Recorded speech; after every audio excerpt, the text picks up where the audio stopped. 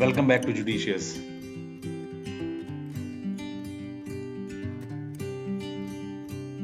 Topic of discussion: free consent.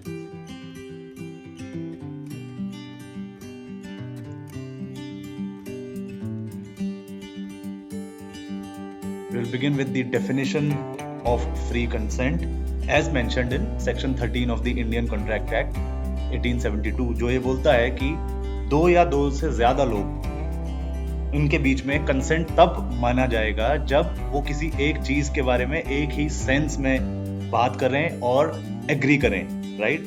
Meaning that they are on the same page, they are having same point of view about a particular thing. Only then when they give their consent, तो उसकी consent को हम, उन दोनों consent को हम free consent नाम यहाँ पर देंगे। ये डेफिनेशन सेक्शन 13 में मेंशन्ड है।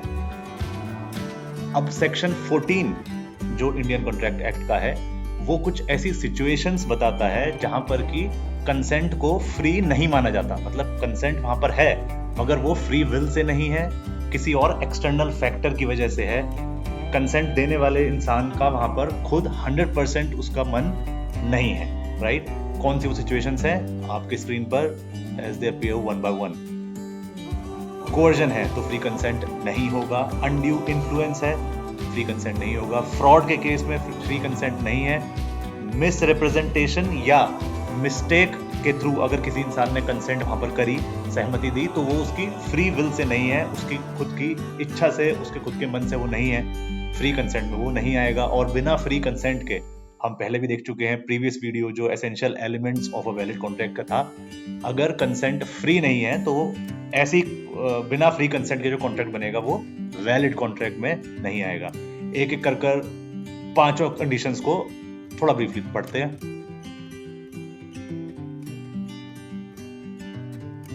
So the first is coercion. Now what is coercion? It is nothing but committing or threatening to commit, यानी कोई ऐसा एक्ट कमिट करना उस ऐसे एक्ट को, या फिर उस ऐसे एक्ट को करने की धमकी देना जो फॉरबिडन है, यानी कि उसको मना कर रखा है करने के लिए। किसने?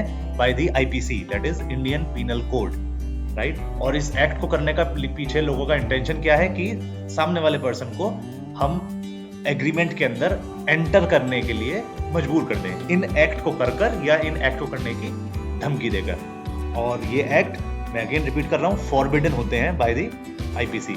नाउ अब धमकी की अगर बात करें तो क्या सारे थ्रेट्स कोर्जन में आएंगे? Absolutely not. All threats are not coercion. तो ऐसे कौन से थ्रेट्स हैं जो कोर्जन में नहीं आते? First is threats to sue. Contract करा इसलिए जाता है कि अगर सामने वाली पार्टी कॉन्ट्रैक्ट ब्रेक करे then we can file a case. So अगर सामने वाली पार्टी ने कॉन्ट्रैक्ट ब्रेक करा है और आप उसको ये बोल रहे हो कि I will file a case against you और I will see you in court, तो वो ये नहीं बोल सकता कि नहीं आप तो कोर्जन कर रहे हो, because filing a case is your legal right. So ऐसी थ्रेट कोर्जन में नहीं आएगा।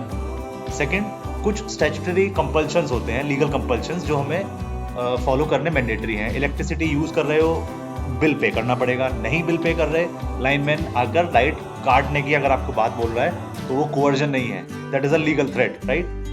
आपने किसी को चेक दिया, वो बाउंस हो गया और सामने वाली पार्टी अब ये बोलती है कि आपका चेक बाउंस हो गया है, पेमेंट कर दीजिए, otherwise I will file a cheque bounce case against you. वो भी कोवर्जन नहीं है, that is a threat but that is very much legal. Strike पर जाने की धमकी देना, राइट? पीसफुल प्रोटेस्ट का राइट हमारे कॉन्स्टिट्यूशन में सबके पास है।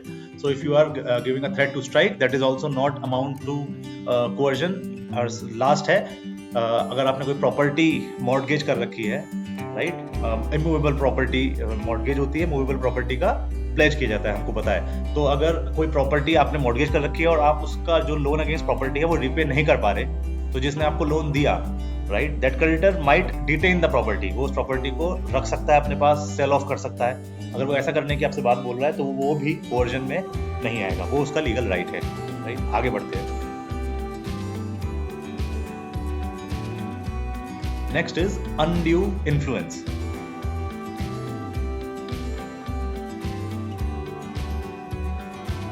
बहुत सिंपल सा फंडा है यहाँ पर।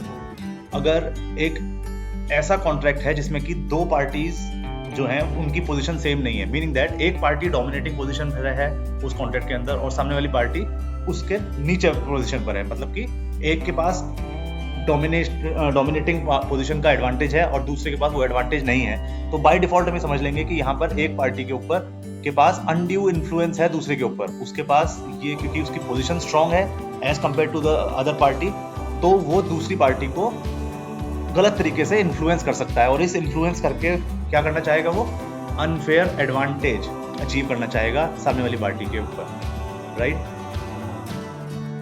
कुछ ऐसे एग्जांपल्स हैं इसका, देखते हैं, जहां पर बाय डिफॉल्ट कुछ ऐसे रिलेशंस हैं, कुछ ऐसे कॉन्टेक्स्ट हैं जहां पर undue influence by default present होता है। फॉर एग्जांपल, एक सॉलिसिटर यानी कि एक एडवोकेट और उसके क्लाइंट के बीच में जो रिलेशन है वो ऐसा ही है, आपको वकील की बात माननी ही पड़ेगी, right, because he is representing yourself in the courts. Similarly doctor and patient will always be, वो हमेशा एक लोअर हैंड पे उसका पार्ट रहेगा, क्योंकि डॉक्टर की उसको सारी बात वहां पर समझनी है, माननी है। Similarly children are dependent upon the parents, तो जो पेरेंट्स बोलेंगे the child has to follow. एक अनड्यू इन्फ्लुएंस का यहाँ पर भी जो है एक पॉइंट है। और प्लस ट्रस्टी एंड बेनिफिशियरी, अगर कोई ट्रस्ट बना हुआ है और कोई ट्रस्टी है जो चैरिटी कर रहा है और उसके पैसे से वो कुछ लोगों को डोनेट कर रहा है, तो ऑब्वियसली जो जिनके पास डोनेशन मिली, जो बेनिफिशियरी है, वो तो अल्टीमेटली ट्रस्टी के फेवर में ही बात बोलेंगे। तो इन कंडीशंस में ये कुछ ऐसे एग्जांपल है जहां पर undue influence by default present माना जाता है। Next we have fraud.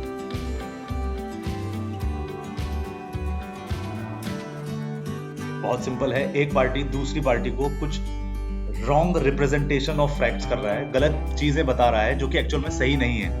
किस इंटेंशन के साथ? सामने वाली पार्टी को धोखा देने की इंटेंशन के साथ और धोखे से उसको कॉन्ट्रैक्ट में एंटर कराने की इंटेंशन के साथ, वो आता है, उसको बोलेंगे फ्रॉड के अंदर। एग्जांपल्स हो सकते हैं इसके,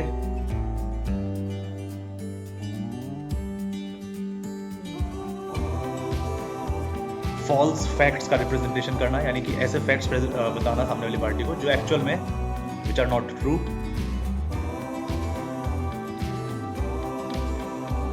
धोखा देना, ये भी एक फ्रॉड के अंदर आएगा। एक्चुअल में चीज कुछ और है और आप उसको दी अदर डायरेक्शन बता रहे हैं जो कि एक्चुअल में सही नहीं है।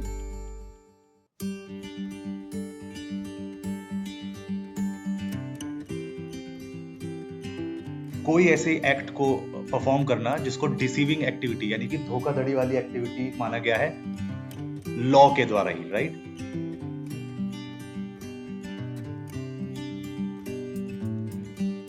कभी कभी साइलेंस को भी फ्रॉड के अंदर इंक्लूड करा जाएगा। अगर आपको पता है कि गलत हो रहा है और आपके नाम को लेकर कोई सामने धोखा दिया जा रहा है और आप ये जानते हुए भी आप वो चीज क्लियर नहीं कर रहे, आप चुप हैं। कॉन्ट्रैक्ट ऑफ एजेंसी में हम इसको पढ़ेंगे आने वाले वीडियोस में। ऐसी सिचुएशन में भी अगर आप नहीं बोलते कि नहीं ऐसा नहीं है, फैक्ट कुछ और है, आप चुप हैं, तो आपकी चुप्पी को भी, आपकी साइलेंस को भी यहाँ पर फ्रॉड के अंदर डाला जाएगा।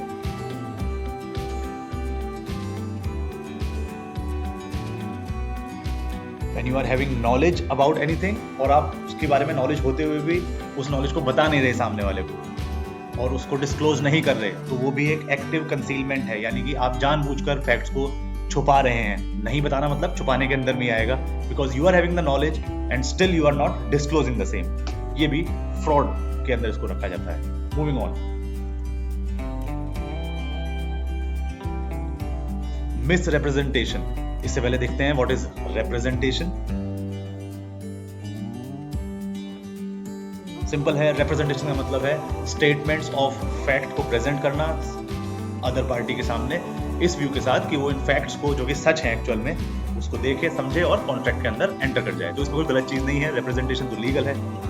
मिस रिप्रेजेंटेशन हाउएवर, यहाँ पर क्या है कि आपने जो फैक्ट्स प्रेजेंट कर रहे थे रिप्रेजेंटेशन के दौरान वो सही नहीं है, फॉल्स रिप्रेजेंटेशन ऑफ फैक्ट्स कर रहे हैं, वो आएगा मिस रिप्रेजेंटेशन, जिसको बोलेंगे। ये हो सकता है इनोसेंट भी, आपसे गलती से हो गया, यू आर नॉट, आपको फॉल्ट नहीं था, आपको पता ही नहीं था, गलती से आपसे चीज मिस रिप्रेजेंट हो गई। नेग्लिजेंट, आपने लापरवाही के चलते मिस रिप्रेजेंटेशन किया, ये थोड़ा पनिशेबल है। और फाइनली फ्रॉडुलेंट मिस रिप्रेजेंटेशन, जब आपने जानबूझकर फ्रॉड करने की इंटेंशन से मिस रिप्रेजेंटेशन करा। Moving on, the last one is mistake. Mistake एक पार्टी से भी हो सकती है और दोनों से भी। और किस वजह से? या तो कोई मिसकंसेप्शन है या कोई ऐसी बिलीफ थी आपके दिमाग में जो एक्चुअल में एरर फुल थी, यानी कि कोई गलत बिलीफ थी आपके दिमाग में जो एक्चुअल में was not true, but you are thinking that to be true, right? So वो एक मिस्टेक के अंदर आएगा, और ऐसी कुछ सोच के साथ अगर आपने कॉन्टैक्ट करा, वो मिस्टेक की कैटेगरी में उसको यहाँ पर रखा जाएगा। ये एक पार्टी से भी हो सकती है और दोनों पार्टी से भी।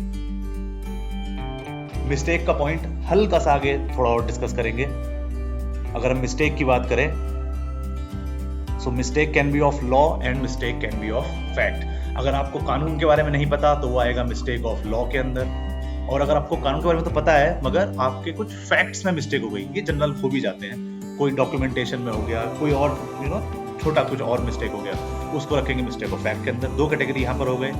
आप कुछ समझदार है, मिस्टेक ऑफ लॉ ज्यादा सीरियस माना जाएगा as compare to mistake of fact. Law के अंदर भी मिस्टेक अबाउट फॉरेन लॉ हो सकता है। हम इंडिया में रहते हैं, हमें सिंगापुर में के सारे लॉज नहीं पता, और पता होने भी नहीं चाहिए because we don't reside in that country.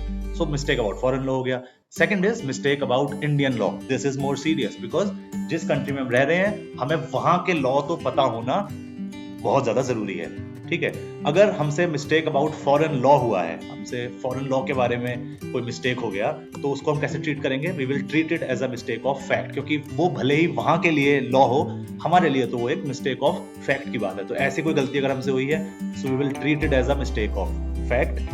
However, if there is a mistake about our own law, that is Indian law, और ऐसे कोई मिस्टेक कर हमने कोई चीज कर दी, कोई हमें पता नहीं था कि कोई नए रूल्स आ गए हैं, अब चालान कट जाएगा अगर नंबर प्लेट हाई सिक्योरिटी की ना हो, राइट? और हमें पुलिस वाले ने रोक लिया और हम बोलते हैं कि हमें तो लॉ पता ही नहीं था, ये कब से आ गया नया रूल, ठीक है? अगर आप ऐसा बोलेंगे किसी पुलिस वाले को, तो वो आपसे लैटिन लैंग्वेज में ये कहेगा कि ignorantia juris non excusat, meaning that ignorance of law is not an excuse.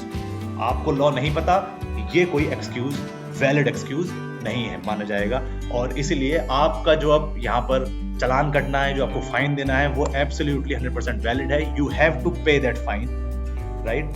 You will not be spared by just saying that I was not aware. Ignorance of law is not an excuse, ये rule यहाँ पर लिया जाएगा। तो ये हमने बात करी मिस्टेक ऑफ लॉ की। मिस्टेक ऑफ फैक्ट की अगर बात करें तो ये, क्योंकि दो पार्टीज होती हैं कॉन्ट्रैक्ट में, यूनिलेटरल भी हो सकता है, यानी कि एक पार्टी से गलती हो गई फैक्ट्स के बारे में, या फिर